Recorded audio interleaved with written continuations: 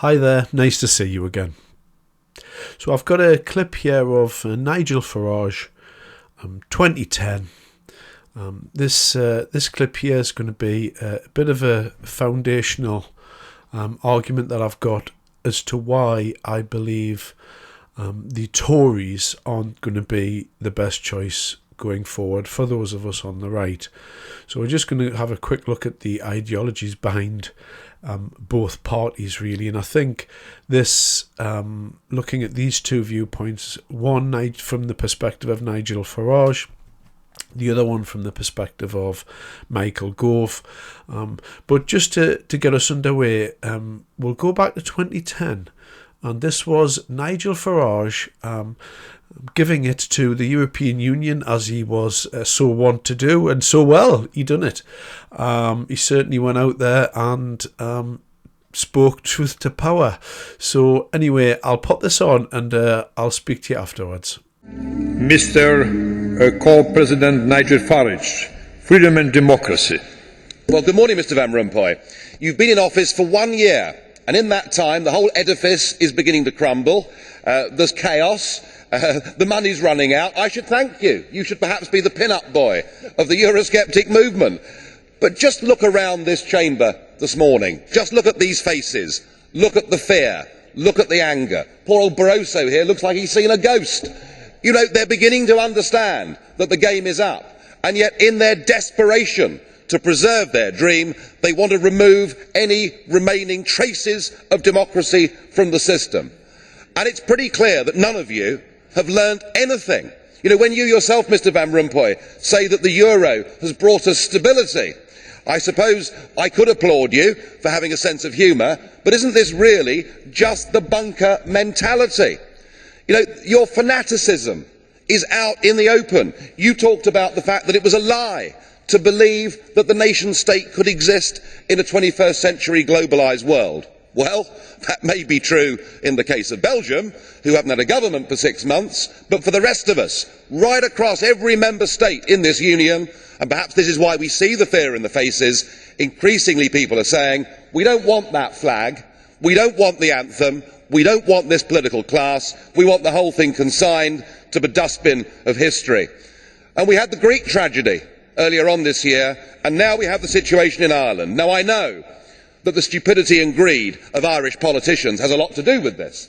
They should never ever have joined the euro. They suffered with low interest rates, a false boom and a massive bust. But look at your response to them. What they're being told, as their government's collapsing, is that it would be inappropriate for them to have a general election. In fact, Commissioner Wren here said they had to agree their budget first before they'd be allowed to have a general election. Just who the hell do you think you people are? You are very, very dangerous people indeed. Your obsession with creating this Euro state means that you're happy to destroy democracy. You appear to be happy for millions and millions of people to be unemployed and to be poor. Untold millions must suffer so that your Euro dream can continue. Well, it won't work, because it's Portugal next. With their debt levels of 325% of GDP, they're the next ones on the list, and after that, I suspect it'll be Spain. And the bailout for Spain would be 7 times the size of Ireland, and at that moment, all of the bailout money has gone. There won't be any more. But it's even more serious than economics, because if you rob people of their identity, if you rob them of their democracy, then all they are left with is nationalism and violence. I can only hope and pray that the euro project is destroyed by the markets before that really happens. Thank you.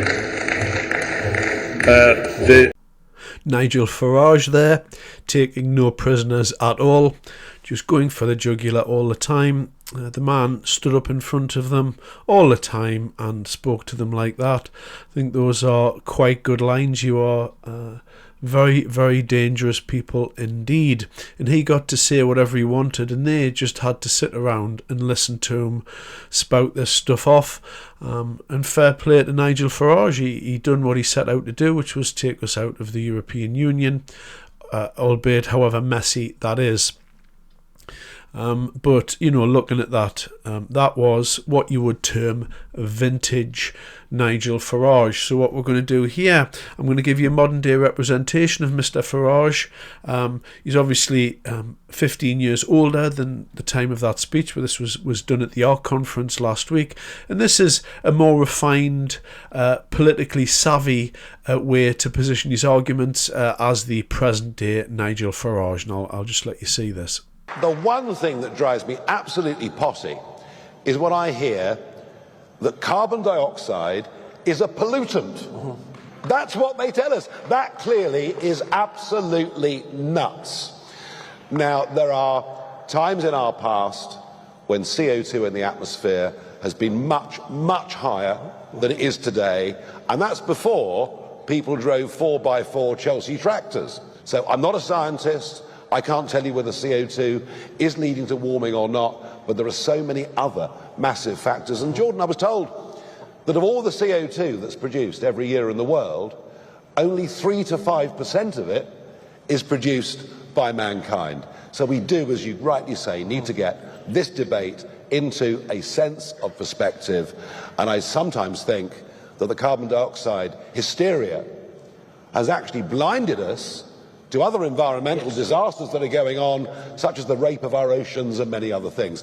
I'm an environmentalist in the old school sense and definition of that term. A bit more common sense, that's what we need.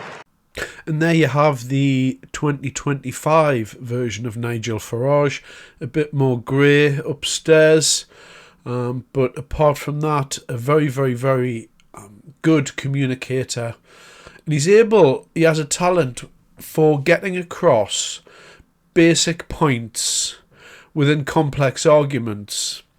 And the argument that he's just laid out there, I haven't seen anybody refute thus far. And he seems to know about stuff. He doesn't just repeat party lines. And this is why people warm to him. Now, this moment here I'm showing you. I showed you the old version of Farage and I showed you the new one. What I'm attempting to do here is give you a review of where is the Reform Party at the moment. Well, the Reform Party are sitting there, and on the right of politics, there's only really two choices. You've got the Reform or you've got the Tories. So, in a way, Nigel Farage is one of the intellectual centres of the Reform Party, if you like. His views here, as espoused on both of these videos, are direct, and they're there. You know what he stands for, and by and large, I tend to agree with him. Now, we'll have a quick look at Michael Gove in a second, and I just want you to observe what Michael Gove said in answer to this question. Things in perspective. So it's entirely understandable when Labour have had a truly torrid first 8 months, the people having ejected the Conservatives with great force and efficiency just over 9 months ago, have the public have entirely understandably thought, well, the most effective way of signalling our discontent with what's going on at the moment is to vote for that insurgent force, to vote for reform. But we're several years away from a general election. A lot can happen in that intervening period, and I think Kemi Badenoch, when she was here yesterday, made the point that between the sort of the anger which populist parties are adept at exploiting, and also the sense of disempowerment in the face of global forces which many on the liberal left seem to be captured by, there is an appetite for realistic, answer-based, pragmatic policymaking, and that's what the Conservative Party has always provided. The views of Mr. Michael Gove. Now, when you're watching Michael Gove, it needs to be appreciated, I think, and it does get lost sometimes, that Michael Gove does represent a kind of an intellectual centre of the conservative or moderate Tories. He's always espoused that he's a centre-right politician, And as he made out there, he kind of makes quite an intelligent case, as he tends to do. A while ago, you would actually see Michael Gove appear on late night intellectual TV programmes, reviewing books, etc. So he is a little bit of an intellectual chap, and when he brings these arguments to bear, they are quite clever, and he's very, very good at rhetoric as well. So he's a clever guy, very good at rhetoric. Regardless of what you think of his policies or his decisions in his life, those are two things that he did have. So what did he say? Well, Nigel's braggadocio way of doing things, and you know, the use of words there is fabulous. He labels Reform as insurgents, which is quite a clever play. He's not saying that, you know, these are a bunch of terrible people, but they're just insurgents. He did mention that the election's years away, nothing to see here. One of the good ways that he attacked Reform, which was really clever as well, he said, yeah, people get angry and some populist parties find a way to exploit that. Perhaps that's true of Reform. Perhaps, you know, Nigel and Mr. Tice and all of the rest of them on there, you know, your Lee Andersons, etc., Mr. Yusuf, all of those people, you know, perhaps they are very good at exploiting anger, but to my mind, you can only really exploit anger when it's there. And a lot of people are quite angry at things in this country, and with good reason, I might add. And essentially, what he said was at the end, we provide a realistic, pragmatic, and an answer-based system, and the Conservative Party has always provided that. What he neglected to say in there was that the main issue with people at the moment is mass migration and leaving the ECHR. The Conservative Party have made an error when they chose Kemi Badenoch. I believe that they should have went with the Robert Jenrick route, because I think Robert Jenrick understood that everybody wants this to stop, and that's all we want. And I don't really think that the economics of it, or party upping this rate or change, I don't think any of those old arguments matter. What the people of this country want is for this madness to just come to a bit of an end, and we're going to say, right, where we're going from here. But can we stop bringing in, upwards of 700,000 people a year into the country, because we don't have the facilities to sort all this out. And any party that comes out and says we're leaving the ECHR, that's going to be the rubber meets the road time, I believe. And under Kemi Badenoch, I don't think she'll be able to say that. Nigel Farage on the other side is quite happy to say that. He's quite happy to tell you what his opinions are. Whereas conversely, if you're looking at somebody like Kemi Badenoch, she's kind of more in the newer style of politician where they want to say the right thing.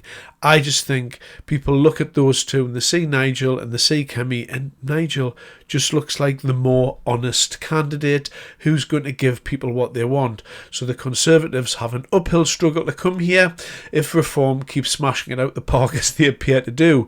But this year, looking at Nigel Farage and then on to Mr. Michael Gove, these are two contrasting views about what's actually going on the right of, normal, if you like, British politics without going to the extremes of things.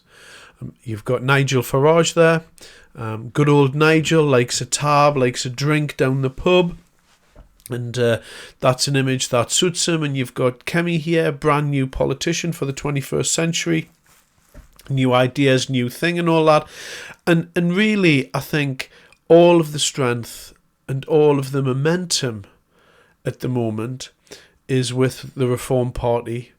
I think that the Tories made a mistake at the last leadership, and I think they're just going to have to live with that for the time being. But, poll after poll after poll is coming out, and Reform are just clobbering the Tories at the minute, and they should be clobbering them because they're an easy target right now.